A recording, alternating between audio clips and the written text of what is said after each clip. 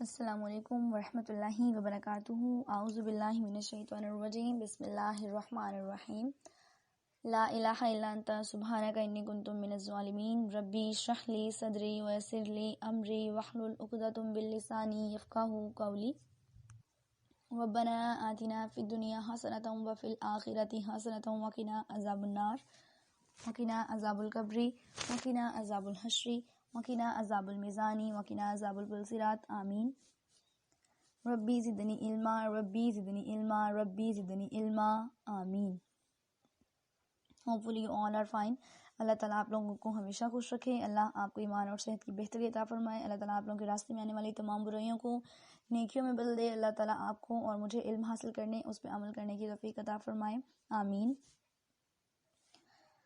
آج ہم اسٹڈی کر رہے ہیں ڈے 7 میں مرنے کے بعد کے کام، یعنی کہ زندگی اور موت سے سفر کس طرح کا ہم نے کمپلیٹ کیا، اور اب ہماری ڈیتھ ہو چکی ہے. اگر ہمیں کفن دے دیا گیا ہے، ہمیں دفنا دیا گیا ہے، تو اس کے بعد دنیا والے ہمارے لیے کیا کر سکتے ہیں. ٹھیک ہے، یہ میں وہ چیزیں ڈسکس کری ہوں. یہ آپ کے ساتھ یہ آپ جانتے ہیں کہ جب انسان مر جائے گا اس کے اعمال کا حساب کیا جائے گا، اسے ترازو میں رکھا جائے گا. جس کے نیک اعمال زیادہ ہوں گے اسے جنت میں جگہ دی جائے گی، جس کے برے اعمال زیادہ ہوں گے اسے دوزخ میں بھیج دیا جائے گا. یہ کامن باتیں ہیں، یہ میں نے کل بھی آپ سے ڈسکس کی کہ ان کے بارے میں ہم سب جانتے ہیں. لیکن اب وہ چیزیں جو ہمیں شریعت الاؤ کرتی ہے اور جو نہیں کرتی مرنے والے انسان کے بارے میں، آج ہم ان کو اسٹڈی کریں گے. ٹھیک ہے، تو یعنی کہ مرنے والے کے لیے تعزیت کی جا سکتی ہے یا نہیں، اس پہ فاتحہ پڑھی جا سکتی ہے یا نہیں، اس کا یہ ختم دلوانا کیسا ہے، یا اس کا جنازہ جو ہے وہ کس انسان کا پڑھا جا سکتا ہے، یا مرنے والے کے حصے کے ہم کون سے کام کر سکتے ہیں، یا مرنے والے کو اپنے مرنے کے بعد کس چیز کا ثواب دیا جاتا ہے. تو ان چیزوں کو ہم آج انشاءاللہ اسٹڈی کریں گے. تو فرسٹلی میں اسٹارٹ کروں گی سورہ البقرہ کی آیا 180 کی ٹرانسلیشن سے، جس میں یہ بتایا گیا ہے کہ تم پہ فرض کیا جاتا ہے کہ تم میں سے کسی کو موت آ جائے، تو اگر تم میں سے کوئی مال چھوڑے یا پھر مال چھوڑنے والا ہو، یا جس کے اتنی پراپرٹی ہو کہ اس کی پیچھے رہ جائے، جس کی وجہ سے اس کے ریلیٹیوز میں ڈسٹربنس کریٹ ہونی ہو، تو ماں باپ اور رشتہ داروں کے لیے دستور کے مطابق وہ وصیت کر جائے. اور خدا سے ڈرنے والوں پر یہ ایک حق ہے اللہ کا. ٹھیک ہے، یعنی کہ اگر آپ کی ایسی پراپرٹی ہے اور آپ کو پتا ہے کہ آپ کی کریٹیکل سچویشن چل رہی ہے، تو آپ اگر اپنی لائف میں تھوڑے سے اس سٹرین پہ ہیں، یعنی کہ آپ ذرا سٹرین کر سکتے ہیں، فٹ ہیں تھوڑے، تو ایسا کوشش کریں کہ آپ کی جتنی بھی پراپرٹی ہے وہ آپ اپنے پیرنٹس میں یا اپنے ریلیٹیوز میں جس میں بھی ڈیوائڈ کرنا چاہتے ہیں وصیت کے مطابق ڈیوائڈ کر کے چلے جائیں. وہ اس لیے کہ مجھ سے یہ کوشچن کیا گیا کہ جب کسی کی ڈیتھ ہو جاتی ہے تو اس کے بعد میں پراپرٹی کافی زیادہ ہوتی ہے، تو اس میں بڑا زیادہ تضاد ہو جاتا ہے فیملیز میں کہ کس کو یہ حصہ ملے گا اور کس کو نہیں ملے گا. تو یہ جو انسان فوت ہونے والا ہے، اگر تو اس کی سڈن ڈیتھ ہوئی ہے، اسے پتہ نہیں ہے، تو یہ اسے اس چیز کا گناہ نہیں. لیکن اگر کوئی ایجڈ ہو چکا ہے اور کافی بیمار ہے اور وہ جانتا ہے کہ کسی نہ کسی دن اس کے ساتھ یہ ہو جائے گا، یعنی اللہ اسے لے جائے گا، تو آپ کو چاہیے کہ آپ اپنی زندگی میں ہی اس کا حساب کر دیں. ٹھیک ہے، تاکہ آپ کے جانے کے بعد اس کے لیے کوئی مسئلہ نہ بنے. جیسے کہ آپ جانتے ہیں کہ اگر آپ نے یہ نہیں کیا تو یہ ایک اللہ کا حق ہے جو آپ نے ادا نہیں کیا. ٹھیک ہے، تو اس کے بارے میں سورہ کہف میں آپ نے یہ دیکھا ہے کہ جب کتاب ہمارے سامنے رکھی جائے گی تو کہا جائے گا کہ یہ اس ہماری کتاب کو کیا ہوا کہ نہ اس نے ہمارا کوئی چھوٹا گناہ چھوڑا نہ بڑا جسے گھیر نہ لیا ہو. تو اس طرح کے چھوٹے چھوٹے گناہ آپ کے حساب میں مسئلہ کر سکتے ہیں. تو اگر آپ ان سے بچنا چاہتے ہیں، جنت کی راستے ہموار کرنا چاہتے ہیں، اس طرح کے کام کرتے جائیں. سیکنڈ چیز جو میں آج ڈسکس کروں گی کہ تعزیت کرنا جو ہے وہ گھر والوں سے تعزیت کی جائے تو وہ کتنے دن تعزیت کرنا، یا میت پر نوحہ کرنے والوں کے بارے میں کیا ہے بیان.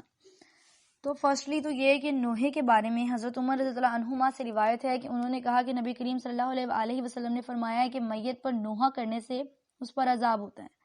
ٹھیک ہے، تو ابن عباس سے روایت ہے کہ بخاری کی ایک حدیث ہے کہ جب عمر رضی اللہ عنہما کا قتل ہوا تو ہم نے حضرت عائشہ رضی اللہ عنہما سے کہا کہ وہ بیان کیا کرتے تھے کہ میت کے گھر والوں کا رونا میت پر عذاب ہے. تو انہوں نے فرمایا کہ رحمت ہو حضرت عمر رضی اللہ عنہما پر باخدا رسول اللہ صلی اللہ علیہ وسلم نے یہ نہیں فرمایا کہ اللہ مومن پر اس کے گھر والوں کے رونے کی وجہ سے عذاب کرے گا، بلکہ یوں فرمایا کہ اللہ کافر کا عذاب اس کے گھر والوں کے رونے کی وجہ سے بڑھا دے گا اور زیادہ کر دے گا.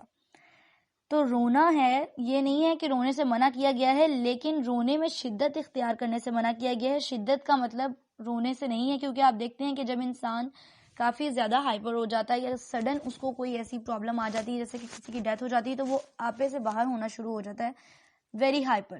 تو اس کے لیے کنٹرول کرنے کی کنڈیشنز ہیں کہ اگر آپ بہت ہائپر ہو گئے ہیں، خود کو پیٹنا شروع کر دیا ہے یا آپ نے اس طرح کے میت کے اوپر بین ڈالنے شروع کر دیے ہیں، تو وہ آپ کے لیے مکروہ عمل ہے، وہ آپ نہیں کر سکتے. ٹھیک ہے، اس کا گناہ ہے. اسی طرح ابن مسعود سے روایت ہے، بخاری کی ایک حدیث ہے کہ نبی کریم صلی اللہ علیہ وسلم نے فرمایا کہ جو شخص کسی میت پر اپنے رخسار پیٹے، گریبان پھاڑے اور عہد جہلیت کی سی باتیں کرے تو وہ ہم میں سے نہیں، یعنی کہ وہ مسلمان ہی نہیں ہے جو اس قسم کی حرکتیں کرے گا.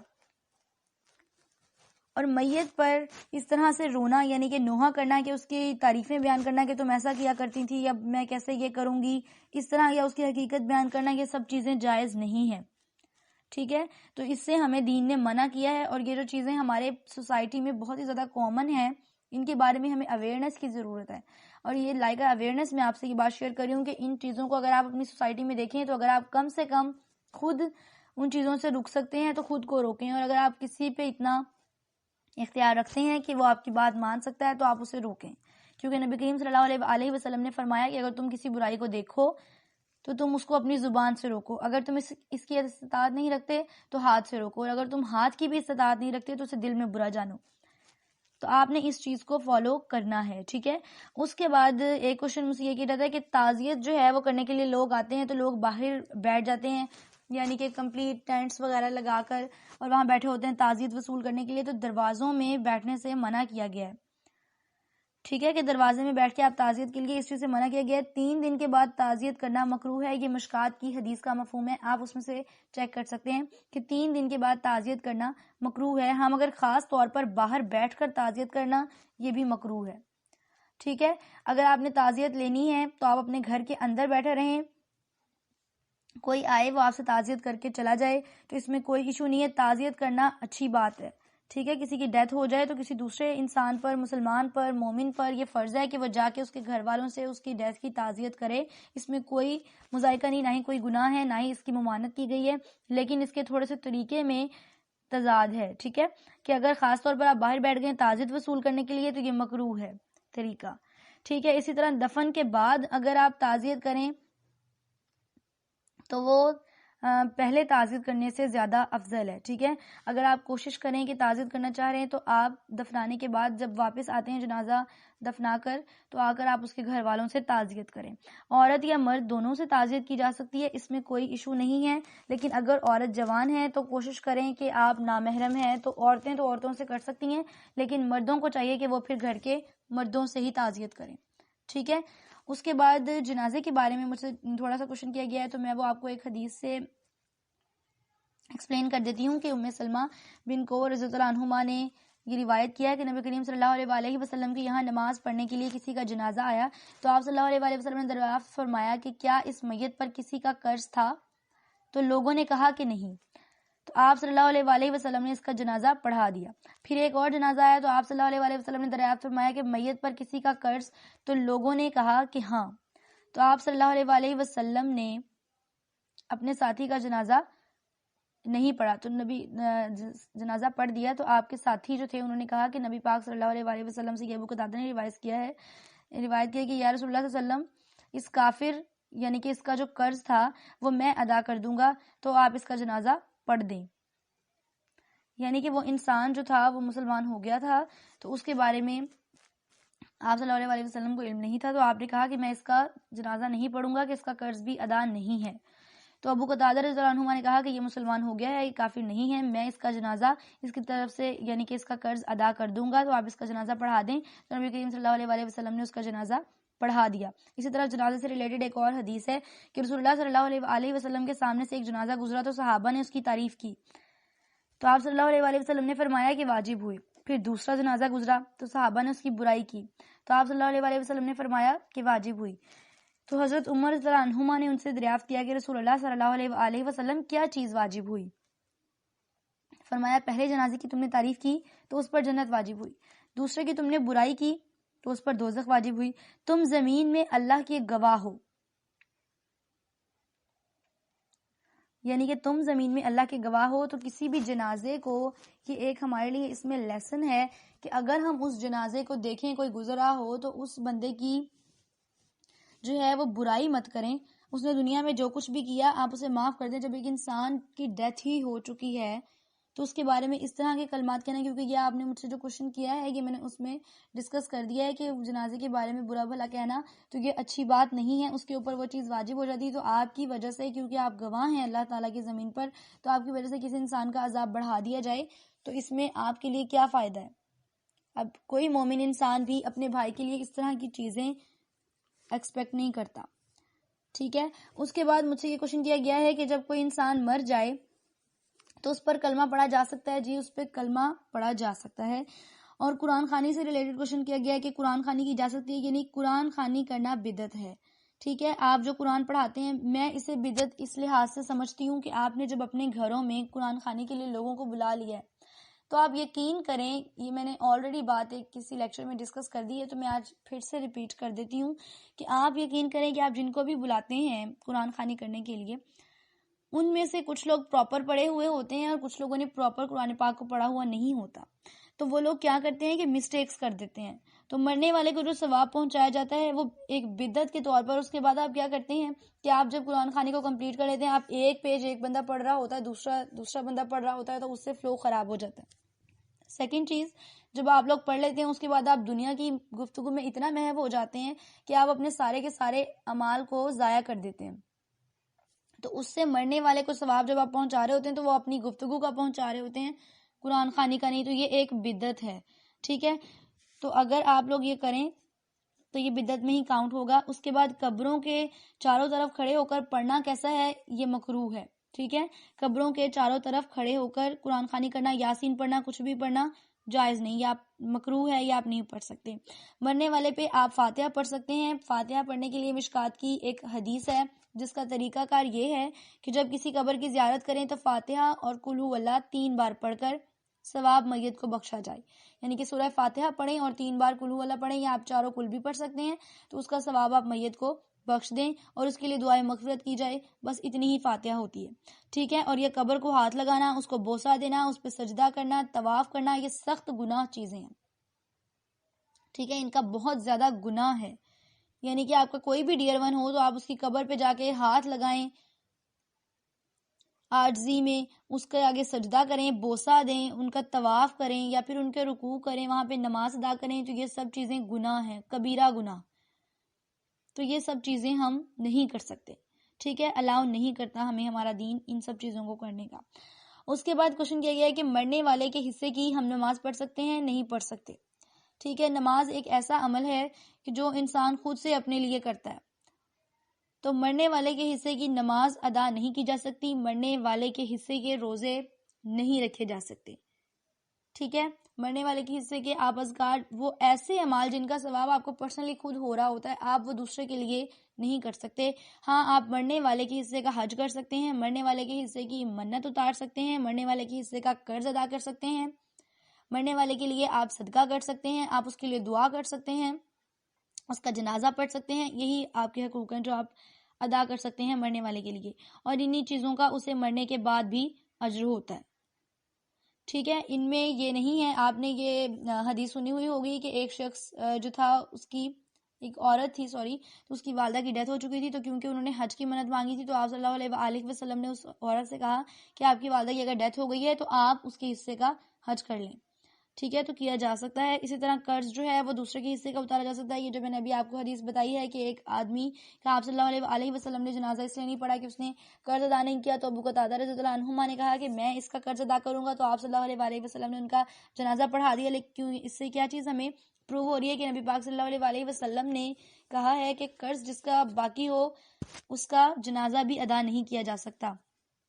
تو جنازہ ادا کرنے سے پہلے جس کا قرض ہو اس کا قرض ادا کر دینا چاہیے. اگر کوئی اس کا بیٹا ادا کر سکتا ہے تو اس کا بیٹا ادا کر دے، یا کوئی بھی ریلیٹیو جو اتنی استطاعت رکھتا ہے کسی کا قرض ادا کرنے کی تو وہ اس کا قرض ادا کر سکتا ہے.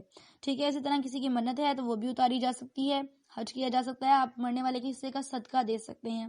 اس طرح کے کام کیے جا سکتے ہیں. اور ان کا مرنے والے کو اجر بھی ہوگا۔ اس کے بعد یہ ہے کہ مومن کو کن چیزوں کا ثواب پہنچتا ہے مرنے کے بعد۔ مرنے کے بعد ابن ماجہ کی ایک حدیث ہے 242، اس میں کہا گیا ہے کہ مومن کو اس کے اعمال اور نیکیوں میں سے اس کے بعد جن چیزوں کا ثواب پہنچتا ہے وہ اس کا علم ہے جو اس نے سکھایا یا پھیلایا۔ ٹھیک ہے، فرسٹ تو یہ 7 ایسی چیزیں ہیں جن کا ثواب پہنچتا ہے۔ فرسٹ تو علم ہے، سیکنڈ چیز کیا ہے، نیک اور صالحہ اولاد جو وہ چھوڑ گیا، یعنی کہ نیک اولاد جو دوسروں کو نفع دے۔ ٹھیک ہے، پھر اس کے بعد تھرڈ چیز ہے کہ اگر اس نے کوئی مسجد بنائی، لوگ وہاں پہ نماز ادا کرتے ہیں تو اس کو اس چیز کا ثواب ہوگا۔